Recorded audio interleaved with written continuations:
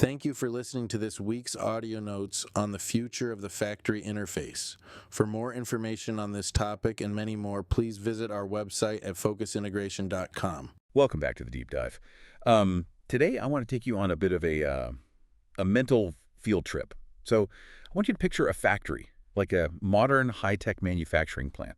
Okay, I'm there. I'm picturing it. It's probably really loud. It's definitely loud. Yeah. But I want you to look at the equipment. You've got these, six-axis robotic arms moving way faster than your eye can track. Right. And there are laser cutters doing these micron-level precision cuts. Yeah. It is just the absolute bleeding edge of engineering. Yeah. Real sci-fi stuff. Sure. Yeah. That's Industry 4.0. It's incredibly impressive. It really is. But then, and this is sort of the record scratch moment for me, I want you to walk over to the control panel. The actual physical screen that a human being uses to talk to this multi-million-dollar robot. And what do you see? I know this view very well. Usually you see a gray plastic box. Yeah. And on it, a screen that looks like it's running, I don't know, Windows 95. Low resolution, clunky buttons, maybe a few blinking lights that don't really tell you anything other than, something is wrong somewhere. Right. It drives me crazy. Yeah. You have literally a Ferrari engine under the hood, but the dashboard it's basically a telegraph machine. The telegraph might actually be more user-friendly in some of those cases. Fair point. So we are diving into a stack of reports today. The main one is centered on the future of factory interface design and intelligence. Yes. And the mission for this deep dive is to figure out why this massive disconnect exists and, more importantly, how it's finally being fixed. We are talking about the face of the factory getting a total transplant. And this isn't just about aesthetics, I should point out. Okay. It's not about making the screens look cooler. The executive summary of the source material makes a really aggressive claim. It does. It says factories that figure out this new interface design, what we call the HMI, or human-machine interface, they're going to absolutely dominate the next decade. And the ones that don't. The ones sticking with the gray boxes, they're going to drown in turnover and complexity. That is a massive claim. So let's unpack the problem first. Why are the current screens so bad? I mean, someone designed them, right? They didn't just spawn out of nowhere. They were designed, yes, but they were designed by the wrong people. How so? Or rather, people with a very specific mindset. The report calls it the engineer first trap. Okay, unpack that. Because usually when you hear engineer first, that sounds like a good thing. In the machinery world, absolutely. But for software design, here's the deal.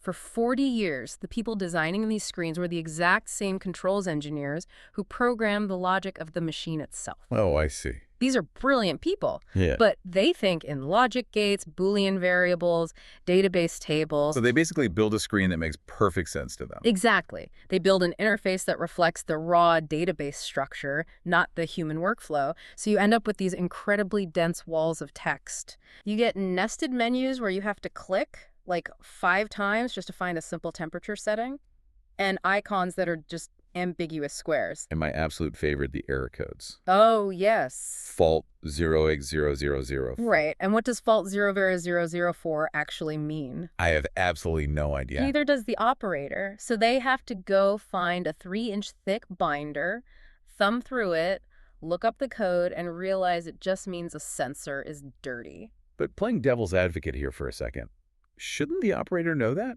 I mean, if you're running a sophisticated machine, shouldn't you be an expert? In a perfect world, maybe, but you have to look at the reality of the workforce today.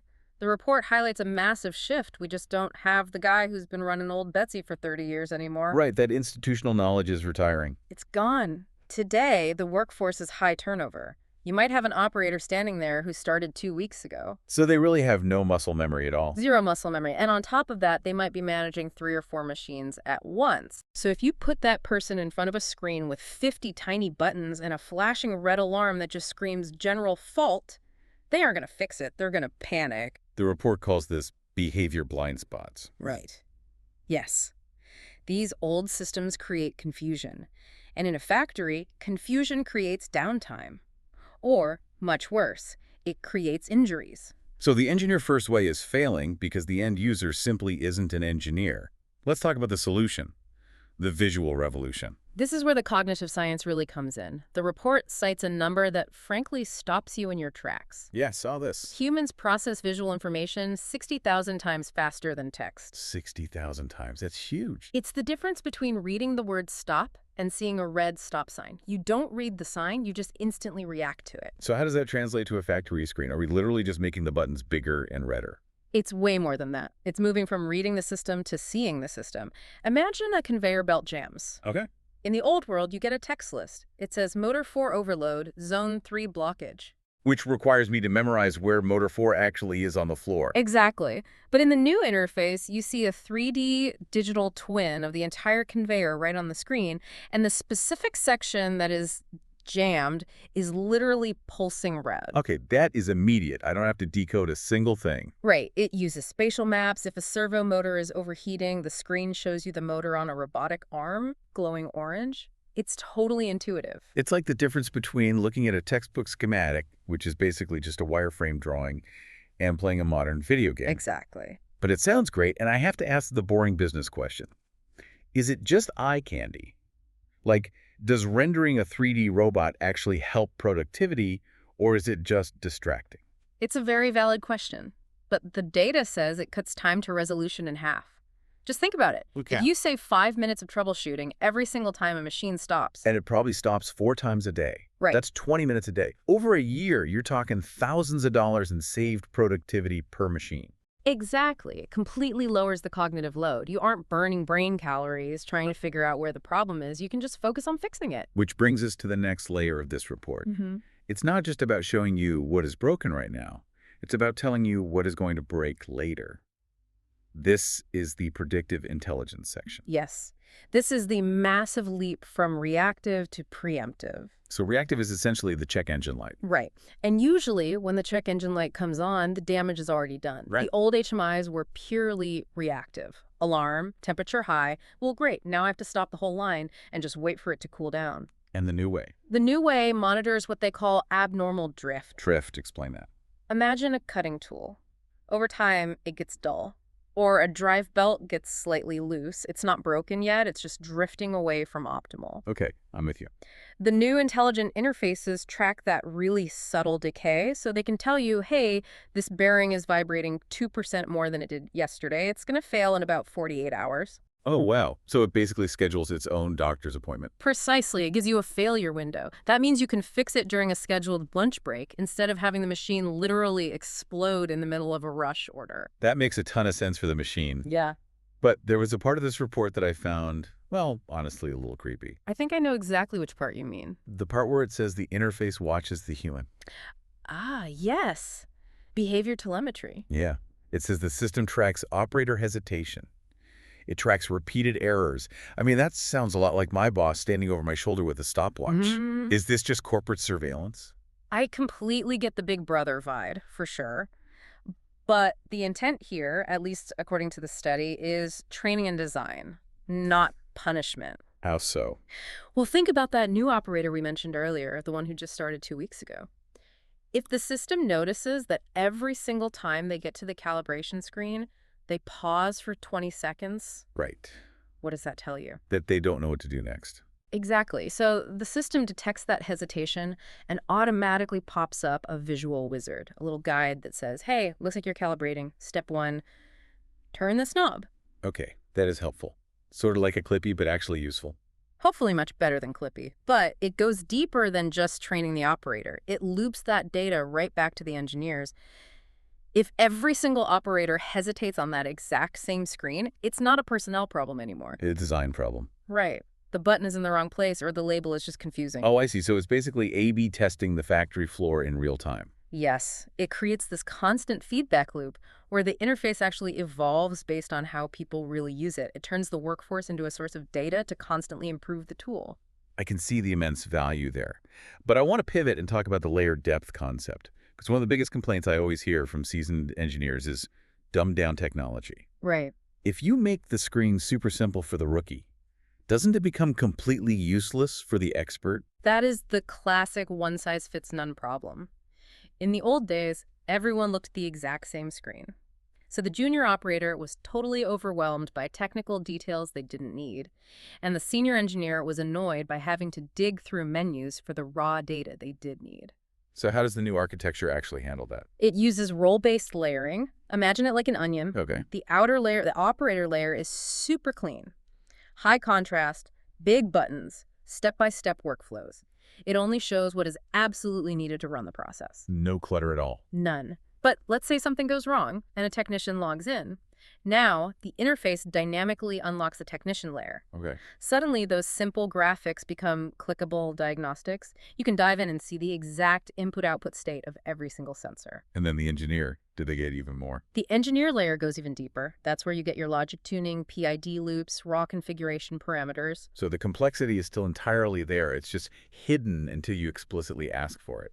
Exactly. And it makes complexity safe. A junior operator literally cannot accidentally change a core logic parameter because they can't even see it on their screen. That seems like such an incredibly obvious fix.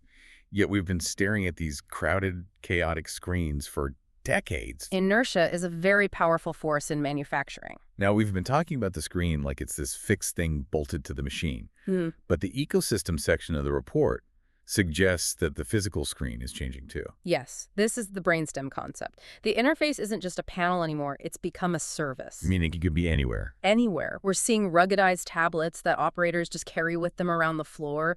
We're seeing AR augmented reality headsets. Okay, let's pause on AR for a second, because I feel like AR is always, 5 years away. Yeah. Is it actually usable in a dusty, gritty factory environment? It is genuinely getting there. The hardware is much tougher now. But think about the specific use case. You put on safety glasses that have a transparent display overlay. You look at a motor, and floating right next to it in your field of vision is its temperature, its vibration speed, and the exact date it was last serviced. So you don't have to walk all the way back to the control room just to check the basic stats. Oh, right. But the real power of the brainstem isn't just the flashy glasses, it's the connectivity behind them. Explain that. Factories are notoriously siloed. You have the machine itself, you have the ERP system, that's the business software for tracking orders, you have the quality system, and historically, these things simply do not talk to each other. Right, you have to print out a ticket from one system and manually type it into the other. Exactly. The new interface acts as the central nervous system. It connects the SCADA, the MES, the ERP, and the machine control all together. Give me a real-world example of why that actually matters on the floor. Okay, let's say the quality lab finds a subtle defect in a part. In the old way, they log it in their separate computer. Maybe they call the floor supervisor an hour later. Meanwhile, the machine just keeps blindly making bad parts for 2 solid hours. That is massive waste. Huge waste. In the connected ecosystem, the quality lab logs the defect, and the machine interface immediately locks out. A message pops right up for the operator. Quality alert. Critical dimension drift. Stop and check tooling. Instant feedback. It closes the loop entirely. It turns the factory into one single responsive organism instead of a bunch of disconnected limbs. That leads perfectly into the final and probably most critical topic we need to hit. Safety. Safety is the baseline. If you aren't safe, you aren't operating, period. But safety systems are usually pretty dumb, right? A light curtain, a gate switch. If you cross the line, the machine just slams on the brakes. That's passive safety. It's purely reactive. The future is active prevention. What does that look like? Let's go back to our visuals. Imagine a robot cell. Instead of just a faded yellow line painted on the floor, the screen shows a real-time hazard zone visualization. Okay. It renders a red bubble around the robot's actual maximum physical reach at that exact second. So I can see exactly where I'm safe and where I'm in danger. Yes. And it uses guided recovery. This is huge. When a machine emergency stops, it usually leaves kinetic energy in the system. Hydraulic pressure, compressed air. It is incredibly dangerous to reset. Yeah, that's when you hear about people getting fingers pinched, trying to pry jam things loose. Exactly. The new interfaces literally guide you through the reset safely. Step 1. Release pressure valve A. Step 2. Manually jog X's Z. It physically will not let you go to step 2 until step 1 is verified by the sensors. It holds your hand through the most dangerous part of the job. It lowers the cognitive load during high-stress moments. When an alarm is blaring, people just make mistakes. The interface takes over the heavy thinking, so the operator just has to follow the safe steps. It sounds like we are moving towards a world where the machine isn't just a dumb tool anymore. It's a partner. That is the ultimate goal. A partner that watches your back, predicts its own failures, and explains itself in plain English or plain graphics. So, to wrap this up, we're seeing a massive shift from text to visual, from reactive to predictive, from disconnected to a unified ecosystem. And ultimately, from engineer-centered to human-centered. It is incredibly exciting stuff. But I want to leave you, the listener, with a provocative thought, something we touched on in our pre-show chat, because it kind of loops back to that behavior telemetry thing. Right. We talked about the machine learning from us, learning our hesitations, optimizing the workflow based purely on our habits. If the machine is constantly refining how we work, guiding us down the absolute most efficient path, correcting us before we even make a physical mistake, The question becomes, at what point does the interface actually understand the job better than the human doing it? and if it understands the job better, Are we really operating the machine? Or is the machine just using us as a pair of hands to push the buttons it wants pushed? that is a slightly terrifying thought to end on. Next time you're at a self-checkout and the screen tells you to please place item in the bagging area, just remember, it is training you. It absolutely is. Thanks for joining us on this deep dive. Look at the screens around you a little differently today. We will see you next time. Stay safe out there. Thank you for listening to this week's audio notes on the future of the factory interface. For more information on this topic and many more, please visit our website at focusintegration.com.